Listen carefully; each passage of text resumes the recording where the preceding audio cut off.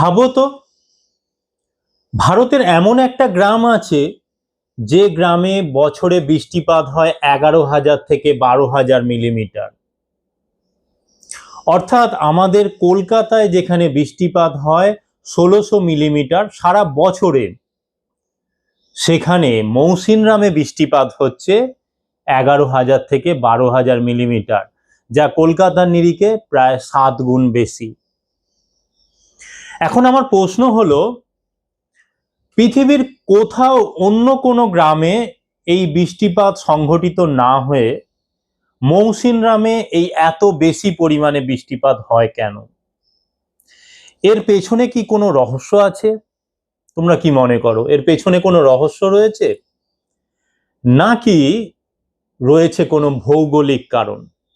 চলো আজকের এই ভিডিওতে আমরা এর পেছনে সত্যি কি কারণ দায়ী আছে এই এত বেশি পরিমাণে বৃষ্টিপাত হওয়ার জন্য, তা এই ভিডিওর মাধ্যমে উদ্ঘাটন করার চেষ্টা করব। তোমরা যারা এই জিও ফান্ডা চ্যানেলের সঙ্গে এখনো যুক্ত হয়ে ওঠোনি, তারা অবশ্যই এই চ্যানেলটাকে সাবস্ক্রাইব করে দিয়ে পাশের দেওয়া বেল আইকনটা ক্লিক করে অল নোটিফিকেশনটা অন করে রাখো। তাহলে আজকের আমরা এই রহস্য উদ্ঘাটনে লেগে পড়ি, চলো।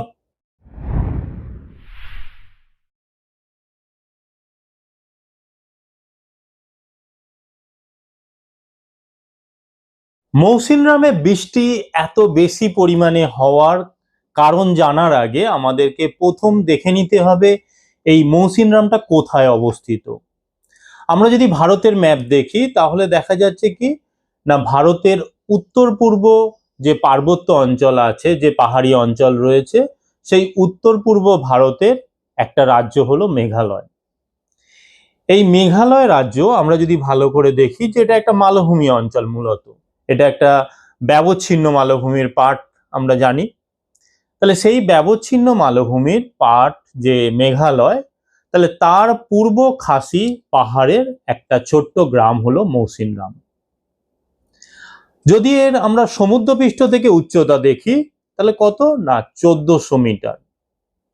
তাহলে 1400 মিটার উচ্চতাটা কিন্তু খুব একটা খারাপ নয়। আবার একইভাবে এর যদি আমরা অবস্থানগত বিষয়টা লক্ষ্য করি তাহলে দেখো, আমার এর উত্তরে আসাম আছে, দক্ষিণে আবার বাংলাদেশ অবস্থান করছে। আর বাংলাদেশ মানে তোমরা জানো বেশিরভাগ অঞ্চলটাই সমতল ভূমির অন্তর্গত। তাহলে সেই দিক থেকে বাংলাদেশের পরেই আছে বঙ্গোপসাগর।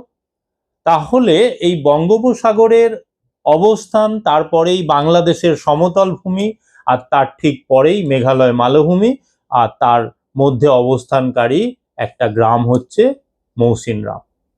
তাহলে বিষয়টা একটু ভালো করে বোঝো। তাহলে চারিদিকে আমরা আসাম বা এই মেঘালয়ের চারিদিকে যদি অবস্থান দেখি, তাহলে চারিদিকে কি আছে, ঘন জঙ্গল আছে, সেখানে ছোট বড় বিভিন্ন ঝর্ণা আছে, আর এখানে বিভিন্ন রকম উচ্চ পার্বত্য অংশ, যেটা আমরা পূর্ব হিমালয়ের অন্তর্গত, যে বিভিন্ন রকম উচ্চতা সম্পন্ন এখানে ভূমিভাগের উপস্থিতি আমরা লক্ষ্য করছি। তাহলে এই দিক থেকে আমার ভৌগোলিক অবস্থানটা কিন্তু আমাদেরকে এই মৌসিনরামকে একটা বৃষ্টিবহুল স্থানে পরিণত হওয়ার জন্য একটা আদর্শ পরিবেশ তৈরি করেছে। তাহলে এখানে কি কি কারণে তাহলে এই মৌসিনরামে এত বৃষ্টিপাত হচ্ছে? মৌসিনরামে প্রচুর বৃষ্টিপাত সংঘটিত হওয়ার প্রথম যে কারণটা আমরা বলতে পারি সেটা হচ্ছে কি না, দক্ষিণ পশ্চিম মৌসুমী বায়ুর আগমন। তোমরা প্রত্যেকেই জানো যে এই জুন জুলাই মাস, এই সময়ে আমাদের ভারতের উপর যে নিম্নচাপ কক্ষ তৈরি হয়, তখন কি হচ্ছে না, আমাদের বঙ্গোপসাগর এবং এদিকে আরব সাগর, এই দুটো দিক থেকে জলীয় বাষ্পপূর্ণ বায়ু ভারতের নিম্নচাপ কক্ষের দিকে এগিয়ে আসে বা ছুটে আসে। তাহলে এই অবস্থায় আমরা দেখতে পাচ্ছি এখানে বঙ্গোপসাগর থেকে যে দক্ষিণ পশ্চিম মৌসুমী বায়ু আসছে, তার সঙ্গে সে সমুদ্রের উপর দিয়ে আসার সময় কি হচ্ছে না, প্রচুর পরিমাণে জলীয় বাষ্প সংগ্রহ করে সে আমাদের এই মেঘালয়ের দিকে ছুটে যাচ্ছে।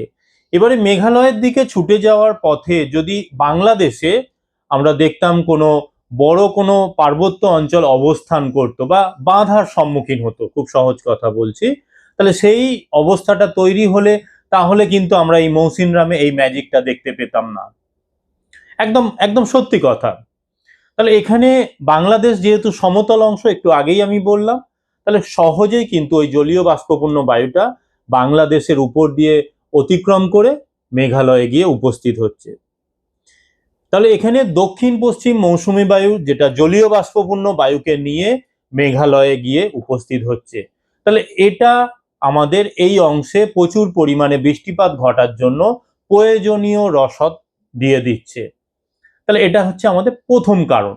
এরপরে আমরা দ্বিতীয় কারণে চলে আসছি। দ্বিতীয় কারণ হচ্ছে কি, খাসি পাহাড়ের বাঁধা। দেখো এখানে মেঘালয় মালভূমি, তার সঙ্গে খাসি পাহাড়, এরা অবস্থান করার ফলে কি হচ্ছে না, এই জলীয় বাষ্পপূর্ণ বায়ু যেটা বাংলাদেশ অতিক্রম করে বাহিত হচ্ছিল, সেটা এই পাহাড়ের ঢালে গিয়ে বাধাপ্রাপ্ত হচ্ছে। এখানে কোন ঢালে না, প্রতিবাদ ঢালে। তোমরা অলরেডি এখানে শৈলক্ষেপ বৃষ্টিপাত কিভাবে সৃষ্টি হয় সেই ওরিয়েন্টেড ভিডিও আপলোড করেছি। যদি সেই ভিডিওটা কেউ না দেখে থাকো অবশ্যই দেখে নিও, তার লিঙ্ক আমি এই ভিডিও ডেসক্রিপশন বক্সে দিয়ে দেবো, তোমরা অবশ্যই দেখে নিও।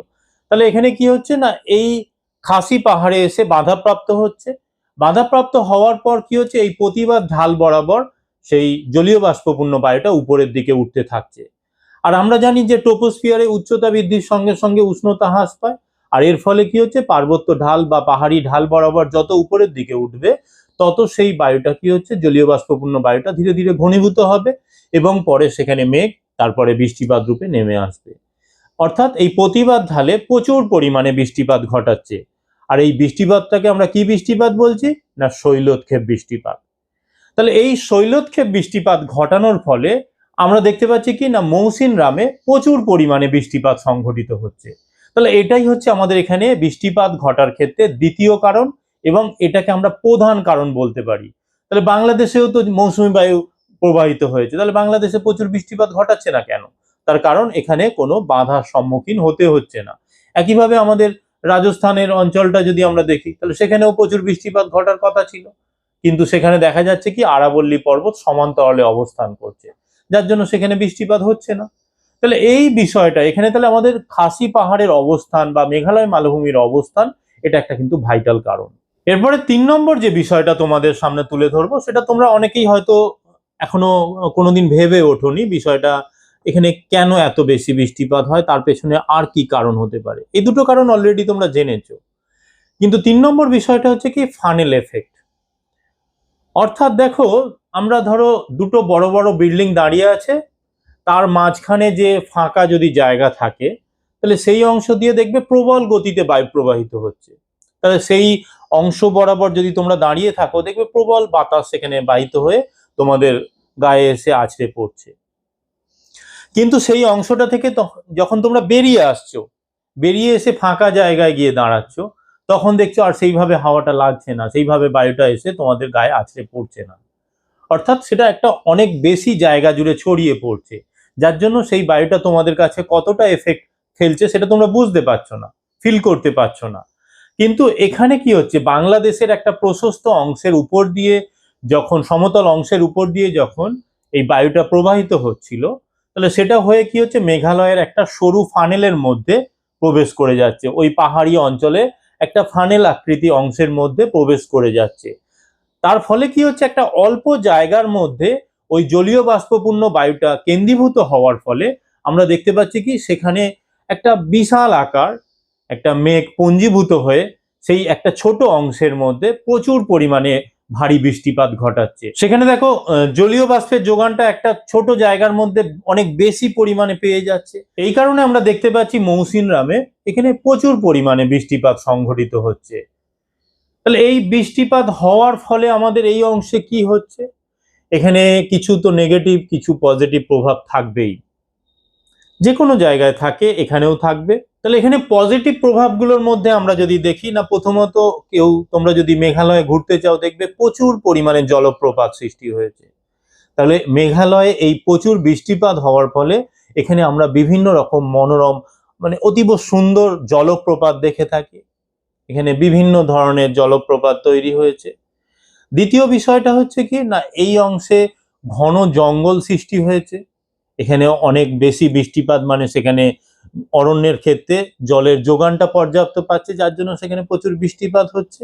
আর 3 নম্বর যে বিষয়টা, এখানে ভূ অভ্যন্তরে জলের যোগান কিন্তু অনেক বেশি থাকছে। একইভাবে এখানে নেগেটিভ কিছু ইম্প্যাক্ট পড়ছে, তার মধ্যে ভূমিধ্বসের ঘটনা ঘটছে। তোমরা মেঘালয়ে গেলে দেখবে প্রায়শই সেখানে ভূমিধ্বসের ঘটনা ঘটছে। একইভাবে সেখানে রাস্তাঘাট যান চলাচল ব্যাহত হচ্ছে, কৃষিকাজে আমরা অসুবিধা হতে দেখতে পাচ্ছি। তাহলে এরকম কিছু নেগেটিভ এবং পজিটিভ ইম্প্যাক্ট থাকবে। তাহলে আমাদের মূল যে বিষয়টা ছিল মেঘালয় এবং মেঘালয়ের যে মৌসিনরাম গ্রাম, তাহলে এই অংশে প্রচুর পরিমাণে কেন বৃষ্টিপাত হয় তার কারণ আমরা জানলাম। বন্ধুরা, এই ছিল আজকের আমার ভিডিও। এই ভিডিওর মাধ্যমে তোমাদেরকে মৌসিনরামের বৃষ্টিপাতের কারণ সম্পর্কে একটা সামগ্রিক ধারণা দেওয়ার চেষ্টা করলাম। ভিডিওটা ভালো লাগলে তোমরা অবশ্যই একটা লাইক করো, বন্ধুদের মধ্যে শেয়ার করো, এবং এই চ্যানেলে যদি কেউ এখনো নতুন হয়ে থাকো অবশ্যই চ্যানেলটাকে সাবস্ক্রাইব করে দিয়ে পাশে দেওয়া বেল আইকনটা ক্লিক করে অল নোটিফিকেশনটা অন করে রাখো ভূগোল সংক্রান্ত প্রয়োজনীয় ভিডিও সবার আগে পাওয়ার জন্য। এর পাশাপাশি তোমরা অবশ্যই কমেন্ট করে জানাও এর পরের ভিডিওটা কি হতে চাইছো। এর পাশাপাশি তোমরা অবশ্যই কমেন্ট করে জানাও যে এর পরের ভিডিওটা তোমরা কি চাইছো। যত বেশি কমেন্ট আসবে যে টপিকের উপর, সেই টপিক ওরিয়েন্টেড ভিডিও নিয়ে আমি উপস্থিত হব। আজকের মতো ভিডিওটা এখানে শেষ করছি। তবে শেষ করার আগে তোমাদের একটা কথা, প্রত্যেকে শিক্ষিত হও। শিক্ষার জন্য তোমরা তোমাদের যতটুকু জায়গা, সেই জায়গাটা তৈরি করো, নিজেদের ভবিষ্যৎটাকে উজ্জ্বল করো, দেশের ভবিষ্যৎ উজ্জ্বল করো। চলো আজকের মতো টাটা, বাই বাই।